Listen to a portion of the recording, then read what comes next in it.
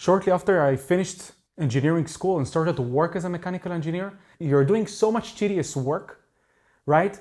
In doing the calculations, finding the relevant sources. Then when you finish the design, you gotta check it with respect to industrial standards, into organizational guidelines, and then to check it with a reviewer, a human reviewer that's gonna go through all the design, then do the drawing, and then do another cycle, then manufacture it, get it back, and then see that there are mistakes in what you designed.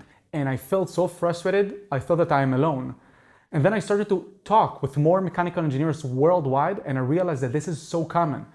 Frankly, it's so common that something like 80% of my class left mechanical engineering to sales, to software engineering, to different fields, just not to do the frustrating process of mechanical design. Even though it was their dream for all their childhood or for many years, we left it very sadly.